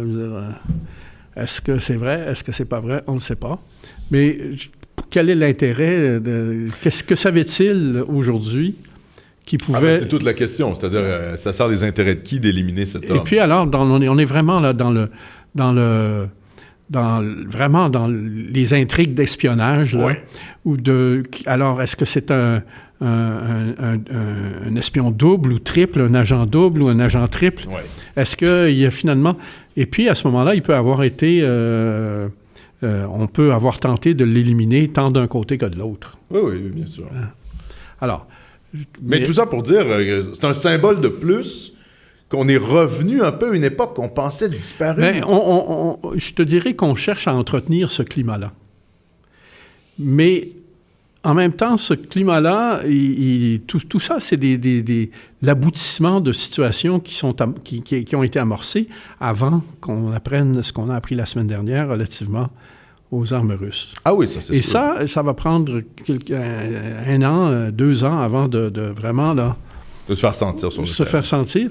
Puis, il faut comprendre que les avancées technologiques de ces armements-là, c'est pas rien, là. C'est 20 ans d'avance, OK, pour la Russie. C'est 20 ans que... Et historiquement, quand les Américains étaient dans une situation d'infériorité, qu'est-ce qu'ils faisaient? Ils importaient des cerveaux. Comme ils ont fait pour le programme spatial. Le nucléaire, le programme spatial. Ils ont toujours... Mais là, le problème, c'est que les cerveaux, ils sont en Russie, dans ce domaine-là. Parce que, historiquement... peut-être en Chine aussi. Et peut-être en Chine aussi. Ouais. Et puis, c'est pas nécessairement évident d'aller recruter, pour les États-Unis, d'aller recruter des Chinois ou des Russes. Non. Alors, tu sais, il y a des traditions quand même, surtout en Russie, de supériorité exceptionnelle dans les sciences physiques. Oui. Notamment tout ce qui est missiles, balistiques et c'est ça. Ouais. Et vol spatial même. Ils l'ont démontré en 1957 quand ils ont été les premiers à mettre un satellite en orbite. C'était avec le Sputnik. Bien sûr. Et puis... Yuri Gagarin. 1960 ou 61, Gagarin. Ensuite, German Titov, le deuxième. Puis ensuite, il y a eu Valentina Tereshkova, qui était une cosmonaute. Tu sais, imagine, puis les Américains, ça leur a pris une dizaine d'années avant de se rattraper. Oui. Alors, ils l'ont fait. Oui. Mais à l'époque, ils pouvaient compter sur un bassin de scientifiques qui étaient arrivés à pleine porte à la fin de la Seconde Guerre mondiale, Oui. Aux États-Unis. Qui venait d'Europe, hein? Qui venait d'Europe. Werner von Braun, spécialiste. Tout un ancien nazi qui va finalement être le père du programme spatial américain. Ouais. C'est pour vous dire. Ouais. Alors, puis, ils avaient... ils ont été en Allemagne, mais l'Allemagne, depuis une vingtaine d'années, une trentaine d'années, là, c'est devenu zéro sur le plan scientifique en même temps, dans ces domaines-là. Oui, en même temps, avec une population de 300 millions d'habitants, alors que la Russie, c'est quoi? C'est 120 millions à peu près? Et il y a quand même un bassin démographique. Ils ont quand même... La population russe, c'est 240 millions. La population russe, c'est 240 millions? Ben oui, à peu près. Ah oui, c'est le Japon. Le Japon, 120 millions, j'ai confondu. 200, oui. C'est 200, entre 200. Là, évidemment, depuis qu'il y a eu la fragmentation de l'Union soviétique, là, c'est difficile de savoir exactement. Mais parce qu'à l'époque, à l'époque de l'Union soviétique, c'était pas loin, c'était 340, 350 millions. Alors bon, ils ont perdu... Ah oui, d'accord. Ils ont perdu peut-être 100 millions. Je suis même pas sûr qu'ils aient perdu ça. Légèrement inférieur. Mais c'est plus de 200 millions, c'est certain. D'accord, alors plus de 200 millions, mais quand même, les États-Unis possèdent 300 millions de personnes. Est-ce que finalement, je dirais le décalage là, entre la démonstration de force qu'on a vue de Vladimir Poutine et la technologie américaine, est-ce que c'est pas plutôt la conséquence, non pas d'un déficit de cerveau, mais bien plutôt de la conséquence du modèle économique qui fait en sorte qu'il y ait des surcoûts? Parce que c'est quand même ça. Des fois, on se pose la question. Lockheed Martin et toutes les compagnies d'armement. Tu sais, à un moment donné, il faut comprendre que plus tu mets d'argent, plus tu crées de la lourdeur dans un système. Mm-hmm. Parce que l'argent, il faut le contrôler. Mm-hmm. OK? Et puis, l'allocation, l'attribution des sommes, ça devient très complexe. OK? Alors, on perd du temps. Et on a des structures de contrôle extrêmement lourdes. Donc, c'est là que tu comprends que ce que tu as investi en argent, ça n'a pas grand sens. Même que ça perd son sens à un moment donné. Et même que... Si c'est mal investi. Ben c'est nécessairement mal investi à cause de la lourdeur des procédés, et des processus, décisionnels. OK? Alors, tu perds du temps, puis tu perds de l'argent. En tout cas, il y a quelqu'un qui n'a pas perdu d'argent, c'est Netanyahou. Non, ben lui, là, il en a fait. Mais là, il est rendu vraiment agressé par la police. D'ailleurs, il se plaint là, du mauvais traitement qu'on lui inflige. Ah ben oui. Et il est convaincu que la police cherche à débaucher son entourage. Oui, parce que la police israélienne a recommandé de l'inculper pour fraude, pour corruption et abus de confiance. Alors, au cours de la dernière semaine... C'est pas rien, ça. Au cours de la dernière semaine, la police a retourné 2 collaborateurs proches de Netanyahou pour les amener à témoigner contre Netanyahou. Et là, vraiment, les carottes sont cuites là, pour Netanyahou.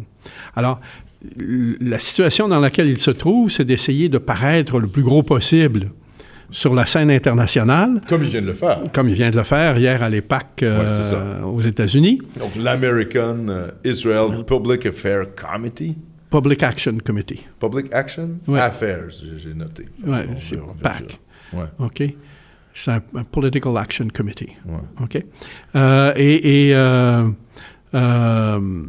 Donc, pour tu sais, too big to fail, tu sais, c'est l'application du principe too big to fail qu'on utilise dans les banques, là, à un particulier qui se trouve, il n'y a pas n'importe quel particulier, il se trouve être le chef de l'État, là. Oui. Pas le chef de l'État, mais le premier ministre. Le premier ministre. Bon, le président en Israël est plutôt symbolique. Oui, c'est un peu comme un gouverneur général. Voilà. Dans l'équivalent du Canada. Mais la situation est très... Et il y a des manifestations constantes depuis plusieurs semaines en Israël pour forcer Netanyahou à quitter ses fonctions. Même lors des dernières élections, il y a des analystes qui disaient la rue va chasser Netanyahou, mais finalement, il est repassé au pouvoir. Encore une fois, un système assez complexe, le système israélien. Ouais. Parce que c'est des alliances. C'est ça, le plus proche d'une proportionnelle pure. Donc, ça fait en sorte qu'il y a une fragmentation du vote très grande et ça fait en sorte qu'on doit gouverner par coalition, finalement. C'est ça. Ce qui fait qu'il y a des... Et puis, la coalition de pouvoir est très à droite. C'est ça. Parce que qu'est-ce que ça fait? Ça fait que des petits partis marginaux, notamment très à droite de l'échiquier politique en Israël, peuvent finalement exiger d'avoir certains ministères, exiger d'appliquer certaines politiques par rapport à la colonisation en Cisjordanie, d'avoir la ligne dure sur les Palestiniens, ce qui fait en sorte que les gouvernements israéliens, en général, sont plutôt dépendants des marges, des marges radicales.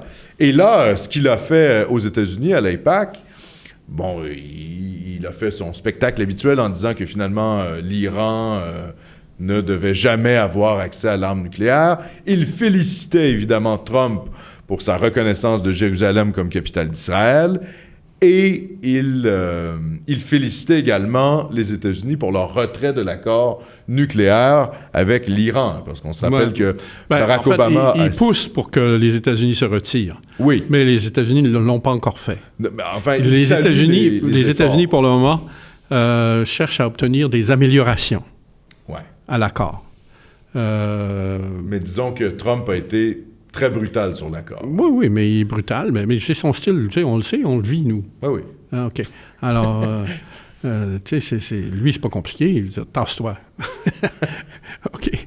Alors, mais est-ce que ça va fonctionner? Je sais pas. Mais quant à Netanyahou, il y a des problèmes. Chose certaine, c'est qu'aujourd'hui, il y a un pays qui a annoncé que lui aussi allait déménager son ambassade, c'est le Guatemala. Oui. Alors, il faut savoir que le Guatemala est un pays entièrement contrôlé et par les États-Unis et par Israël. OK? Alors, c'est pas de la grosse nouvelle. Non, c'est ça, c'est pas la grosse nouvelle. C'est pas ça qui va lancer un grand mouvement de reconnaissance. De reconnaissance pour Jérusalem. Qui sait, peut-être que si Andrew Scheer prend la tête du Canada, il va reconnaître Jérusalem comme capitale d'Israël. C'est ce qu'on a vu, là. C'est sa prise de position récente, il n'y a pas très longtemps. Et ça nous amène un peu au conflit qui se déroule juste à côté d'Israël, en Syrie. Oui. Alors là, la situation, la semaine dernière, je vous le disais, là, à propos de la Ghouta orientale, et je vous parlais que ça prend... Rappeler aux auditeurs. Oui, la Ghouta orientale, c'est une petite enclave là, qui se trouve acculée aux montagnes en arrière de Damas. Exact. OK? La capitale syrienne. Un peu à l'ouest de Damas et acculée à une chaîne de montagnes. Et puis, c'est dans les collines, et c'est des ruelles, c'est des entrelacis de rues, et il y a une concentration de terroristes qui se sont installés là, justement parce que c'est des positions qui sont assez difficiles à contrôler, et dans lesquelles il y a des fortes concentrations de population qu'on peut prendre en otage. C'est ce qu'ils ont fait. Alors, à partir de la Ghouta orientale, il y avait des bombardements constants. Sur Damas. Sur Damas. Ouais. Et là, malgré finalement des ententes qui avaient été conclues avec les terroristes en question pour que justement ça ne se produise pas. C'était des zones de désescalade là, qu'on appelait, qui avaient été négociées. Mais il y a des gens qui ont intérêt évidemment à bloquer l'armée syrienne autour de Damas, et qui ont multiplié les actions contre Damas à partir de ce territoire-là. Évidemment, à un moment donné, les Russes et puis les Syriens se sont entendus pour nettoyer la Ghouta orientale comme on avait nettoyé l'an dernier Alep. Oui, exact. Et, bon. On se rappelle. Alors, je vous avais dit, ça peut prendre un mois à peu près que ça se ferait. Bien, écoutez, ça va tellement vite qu'il y a à peu près 40 ou 50% du territoire là, qui a été repris et que les terroristes là, sont en train d'être éliminés. Il y a encore un cœur dans lequel ils détiennent comme littéralement la population comme bouclier humain. Et ça va être difficile à nettoyer, comme d'ailleurs l'avait été Alep. Exact. L'an dernier. Oui, et là, on peut s'attendre quand même à ce qu'il y ait une espèce de campagne anti-syrienne en disant, voilà... elle est commencée. Elle est commencée déjà, mais ça va s'intensifier. Oui, non, justement, ça lève pas. Mais ça fait longtemps que ça ne lève pas. Oui. En Syrie, ça... Moi, je me rappelle depuis ça fait longtemps, là. Mais la campagne anti-syrienne, là, elle n'a pas... Elle n'a pas levé beaucoup. Elle n'a pas levé beaucoup. On nous annonce, de toute manière, on nous annonce que Bachar al-Assad va quitter le pouvoir à chaque 6 mois, depuis 5 ans. Et finalement, ça ne se produit pas. Alors, on en... Il y a une raison bien simple, hein. C'est qu'il y a le soutien d'une grande partie de la population. Ça, c'est évident. Ça, c'est ce que les gens ne comprennent pas. Hein, non, c'est une évidence qu'entre Bachar el-Assad et des égorgeurs djihadistes, le choix est vite fait. Et voilà. Alors, on va peut-être terminer rapidement, Richard, parce qu'il est déjà 21h, sur le rapprochement des deux Corées. Ah oui, ça, c'est intéressant. En fait, ça a commencé là, à l'occasion des Jeux olympiques. Ça a été le prétexte idéal. Vous vous rappelez peut-être d'avoir vu défiler sous la même... sans bannière. Mais sous une bannière magique, là.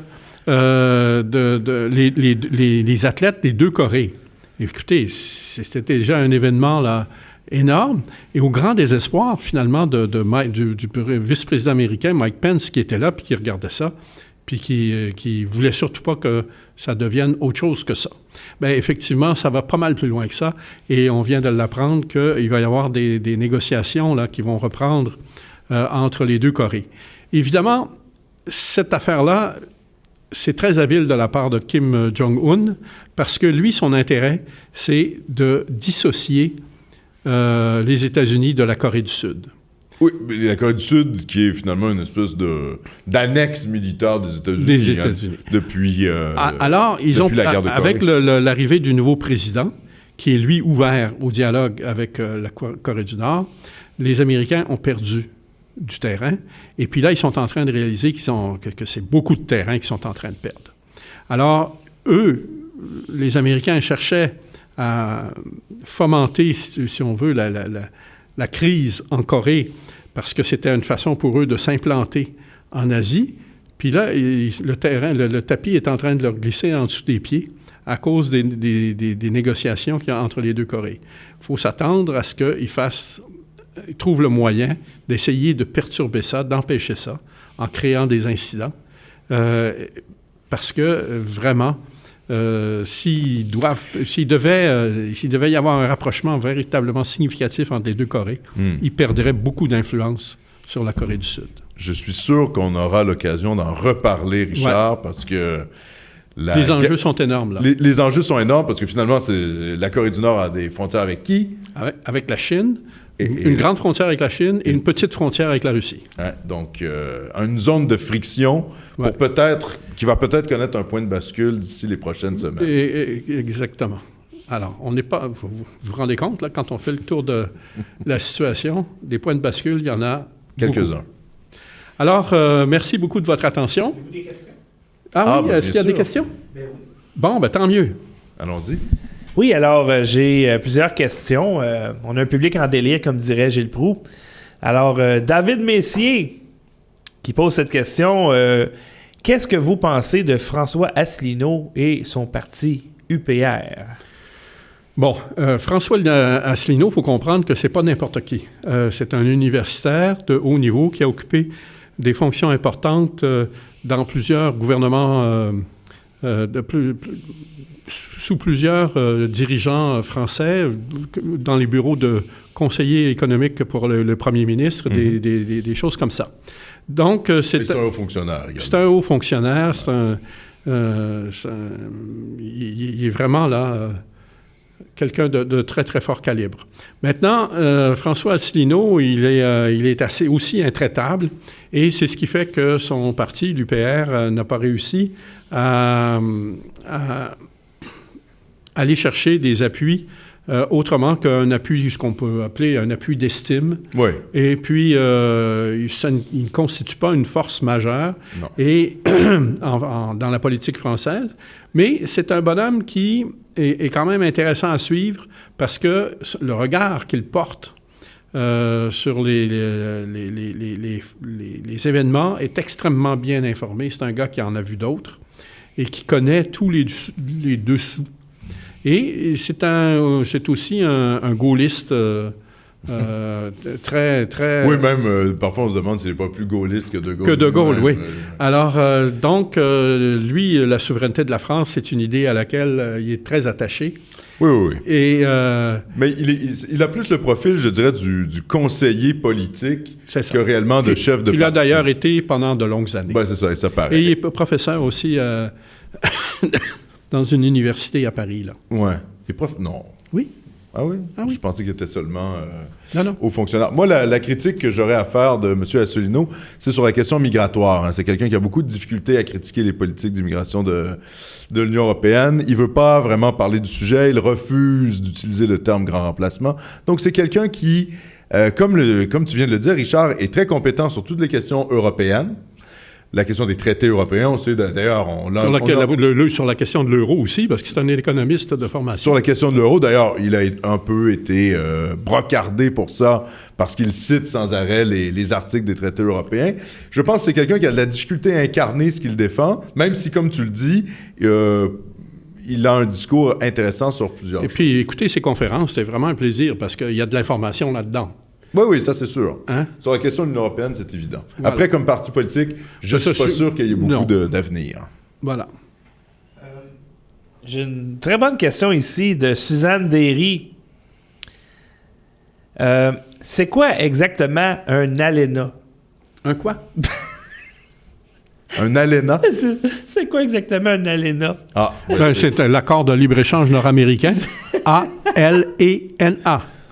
En tout cas. Appelé, c'est NAFTA en anglais. NAFTA. Ouais, ben, Si vous voyez North NAFTA, American Free Trade Association. Oui. C'est pas la question, c'est pas la réponse à laquelle elle s'attend quand même, mais j'ai une question ici parce qu'il y a des gens parfois qui sont un peu, comment je pourrais dire, ils en ont marre de Justin Trudeau. Alors, voici la question.